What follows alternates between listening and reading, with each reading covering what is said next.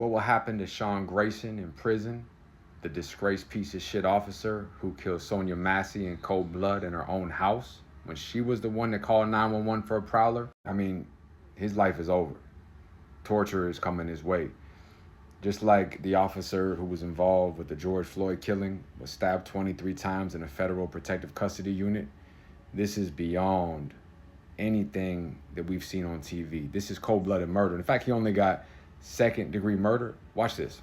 Prowler. You coming to the door or not? When then Sangamon County Sheriff's Deputy Sean Grayson arrived, the encounter quickly leading to a deadly incident, Grayson firing 3 shots at Massey as she held up a boiling pot of water.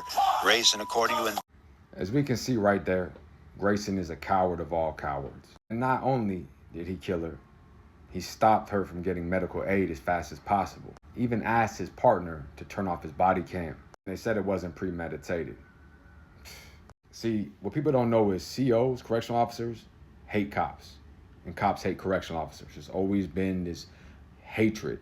COs always felt like they're too weak to do that type of job. And they're always picking on innocent people, murdering old ladies, handing out speeding tickets, murdering people for whatever reason. Their hatred, they're just weak-minded, they're tough behind a gun. But COs don't get a gun.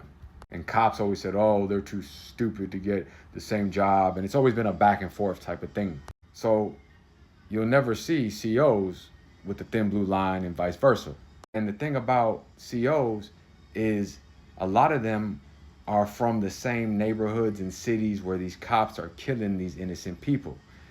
There's so many times where cops have been put in jail and they kill someone in Dade, an innocent person, and you'll see somebody straight there from the Poking Beans or Opalaka, and he's a CO, gold teeth and all, been there 20 years. And the difference is he can make a call if they send him up there in Clan Land, up in the Panhandle, and they'll give him the same respect.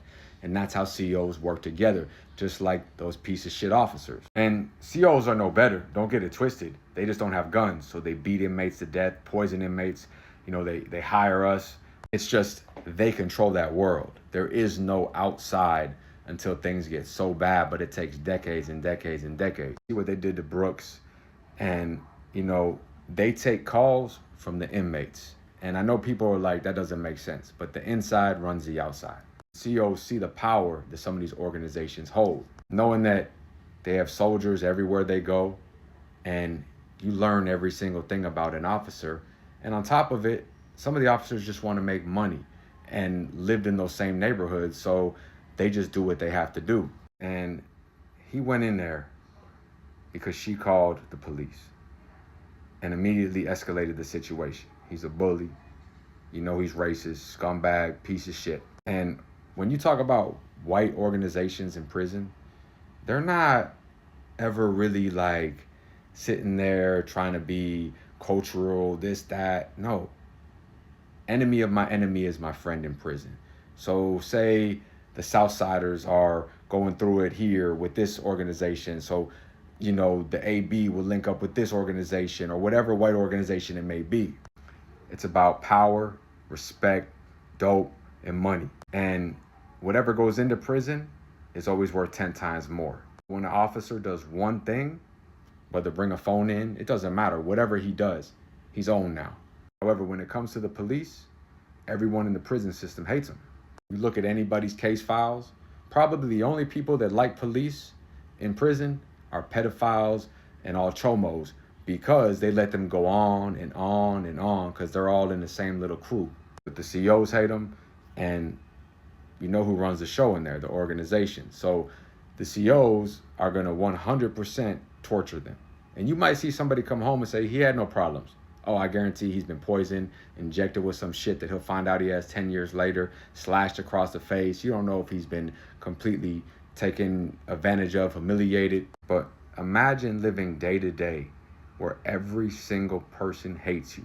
And you have organizations like the Crips, the Bloods, GDs that have high power in some of these institutions. And they hate you for one, you murdered a member of their race, a woman, in cold blood. And there's no doubt about that. And you're a police officer. So you can't go to any organization and be part of them, because you don't go to organizations and join them for protection.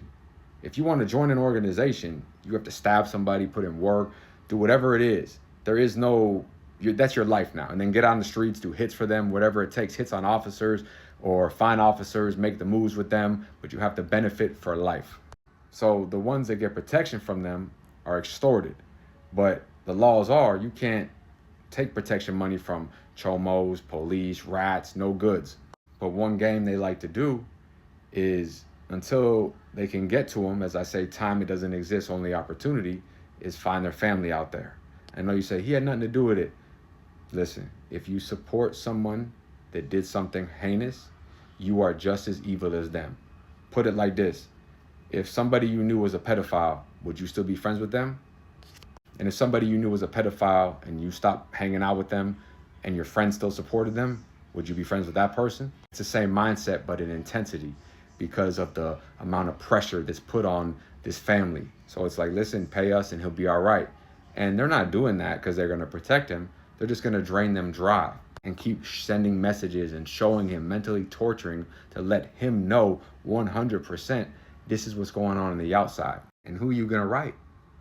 You don't have anybody to cover anything up for you anymore. Turn off your little body cams, because the CEOs are just as corrupt as you are.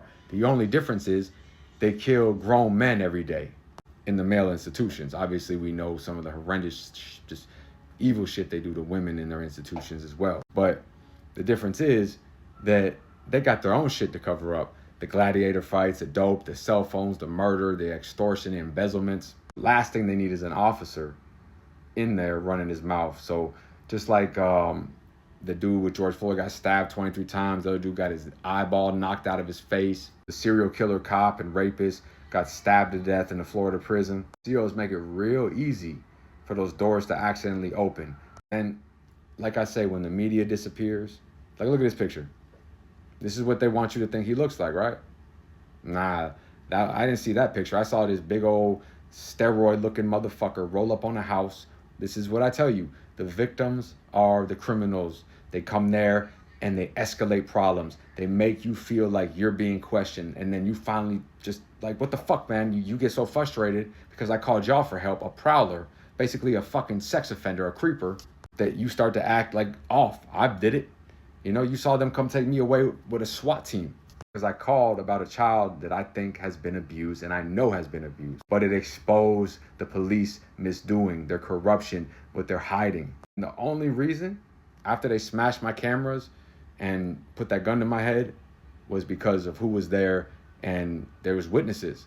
And then they want to take me to an alley behind a Walgreens, leave me in a car with a fucking heat on for 30 minutes, then basically, you know, I don't know what was next, but thank God my sister came there. So what the fuck y'all doing to my brother? Y'all planning on killing him? I mean, how easy could it have been to let me have a heat stroke in there and not give me any medical aid, just like they did to her? That man said, nah, did you turn that off? You saw that grimy ass shit, knocking on that door, escalating, when he should have said, hey, ma'am, you okay? What's going on? She saw those demons in him. She did. She said, I rebuke you, because he's a demon. You could put on your glasses, you can cut your hair, you could pray all you want in court. Yeah, they gave him second-degree murder. There is no understanding of that. When you say you're gonna shoot someone in the face and you come in there with escalation, draw your gun immediately, and I see people say the dumbest shit. Yeah, boiling water, do you know what that does to you? Saying if he got hit with the boiling water. Man, listen. First of all, when you escalate a situation, boiling water doesn't just boil magically. That means she had already been doing something. She'd already been cooking. You could have talked to her at the door and then researched, but no, you made her feel like she was the criminal. And that throws people off when they feel like they're doing the right thing. And that's why you see so many people starting to say, fuck this, man.